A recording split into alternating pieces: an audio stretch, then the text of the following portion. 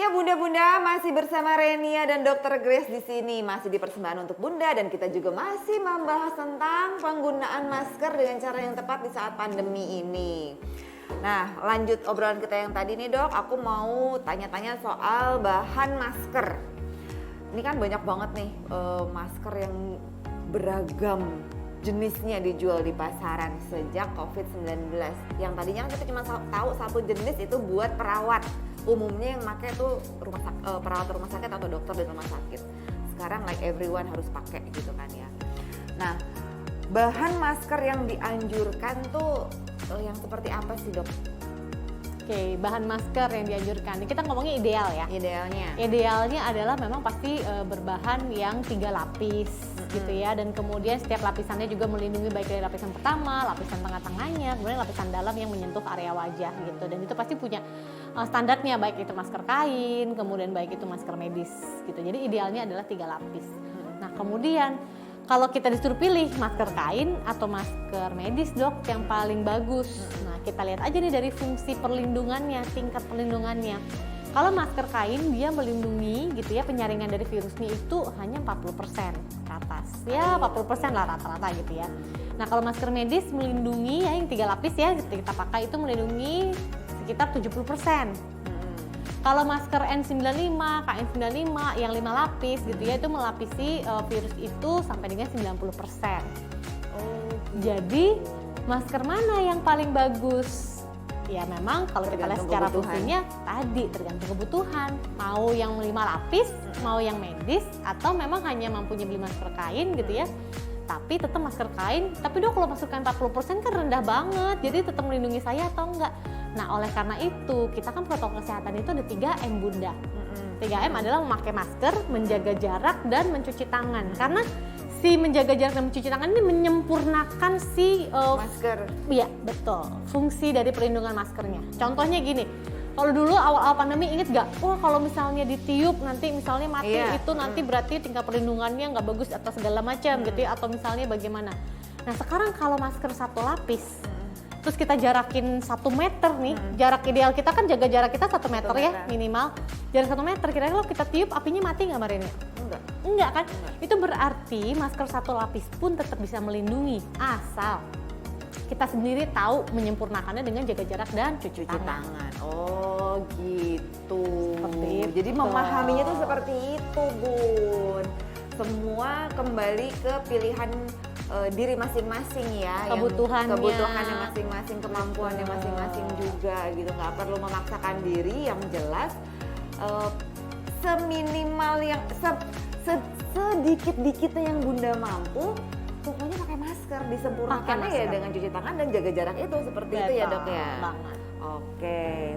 Nah, sekarang pertanyaan aku, kenapa masker medis itu harus dilapisi masker kedua yang berbahan kain? Kalau kita ngomongin konteksnya double masker seperti yang disarankan oleh pemerintah. Nah tadi kalau kita bahas nih, kenapa sih Dok kalau misalnya depannya itu masker kain? Kenapa nggak masker kain di dalam, masker medis di luar? Kenapa nggak dua-duanya masker medis? Kenapa nggak dua-duanya masker kain gitu kan? Nah idealnya adalah gini, kalau kita bicara perlindungan yang seminimal mungkin tapi memberikan perlindungan lebih tinggi, itu adalah pastinya 1 masker medis ditambahkan dengan yang lebih murah, ya kan? Yang lebih murah adalah masker kain gitu kan? Yang dipakai di luarnya dengan tambahan tadi 40% perlindungan. Jadi 70% ditambah 40% itu aja sudah lebih baik gitu. Kalau ternyata masker kain 40%, kemudian tambah lagi 40%, ya jadi 80% kan. Tetapi kan lebih engap. Masker kain ketemu kain, bener nggak ada pori-porinya. Nah akhirnya membuat aktivitas nggak nyaman karena apa? Pasti nafas aja susah. Apalagi orang masih sekarang kerjanya outdoor. Aduh udah panas, 1 masker aja udah ngelekep banget gitu ya, nafasnya susah. Nah itu yang dipertimbangkan gitu. Nah kemudian kalau masker medis dengan masker medis, ya nggak apa-apa kalau bisa bernafas dengan nyaman, tapi kan merogoh kocek yang lebih gitu. Karena kan nggak mungkin masker medis dipakai seharian, besok lagi dipakai lagi, kan nggak mungkin kan? Itu akan mengganggu kesehatan juga nantinya gitu. Karena tiba-tiba kreatif. Kemarin masker yang ada di depan akhirnya dimundurin ke belakang untuk penghematan.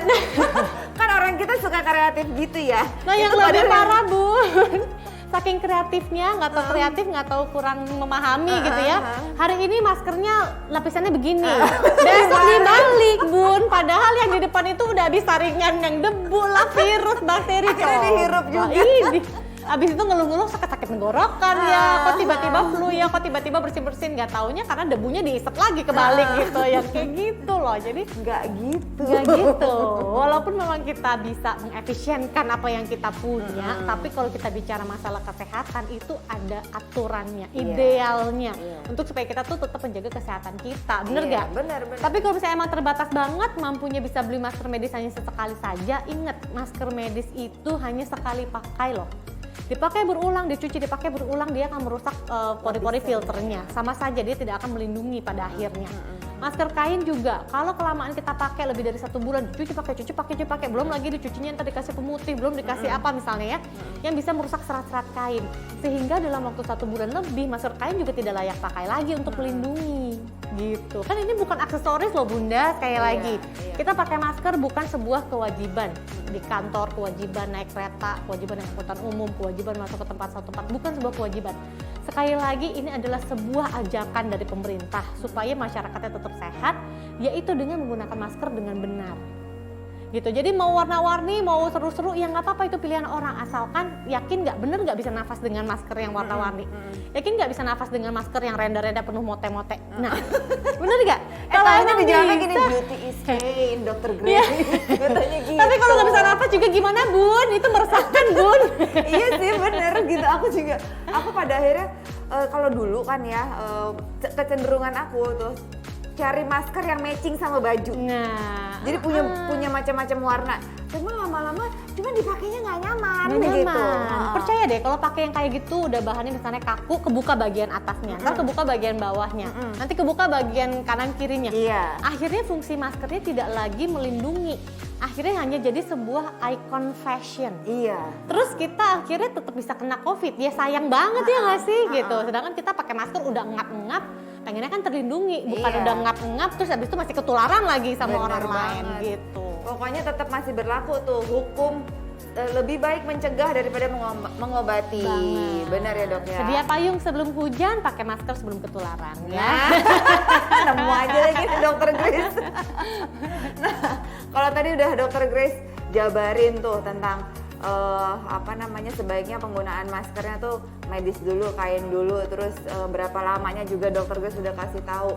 Nah sekarang ada nggak sih bahan dari masker yang paling nggak aman, yang nggak bagus? Nah, jangan dipakai masker gitu. Yang paling nggak aman, contoh masker medis itu adalah kalau misalnya kita pakai masker medisnya, justru kita itu nggak bisa bernafas dengan nyaman. Oke.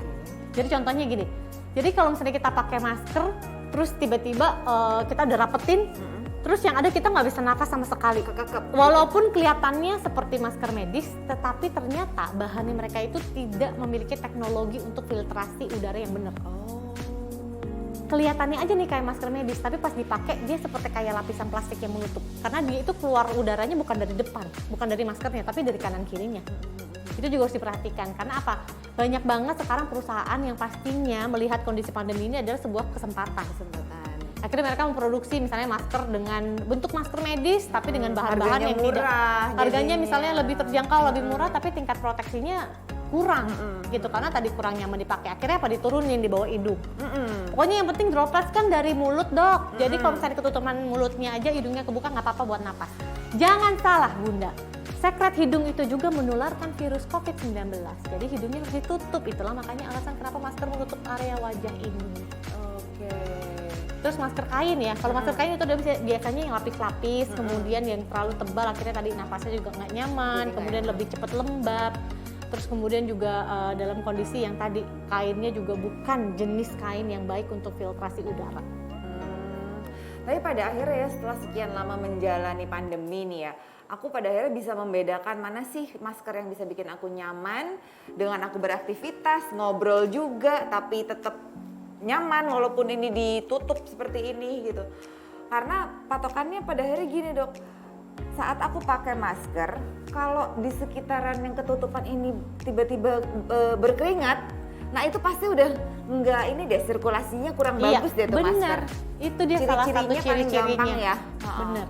Dan kalau kita udah keringetan di area wajah gitu ya, kemudian kan karena sirkulasinya juga tidak bagus, akhirnya menimbulkan masalah-masalah lainnya, masalah Iya. kulit jerawatan lah, alergi bahan maskernya lah. Bener. Gitu. Itu jadi masalah aku tuh. Gara-gara tutupan harus naik kapan gitu Iya, berjerawat ya kan, bener. lembab soalnya. Nah, tadi udah tuh bahan yang paling bagus kayak gimana, kita dikasih tahu juga ciri paling gampang masker yang sebaiknya jangan dipakai gitu ya gitu. Nah sekarang aku mau tanya, tapi udah dikasih kode, disuruh break. Oke. Ya udah, bunda-bunda kita break dulu sejenak. Nanti kita berdua akan balik lagi masih ngobrolin tentang penggunaan masker yang tepat di masa pandemi. Bunda-bunda jangan kemana-mana, saya dan Dokter Grace nanti akan kembali lagi ya.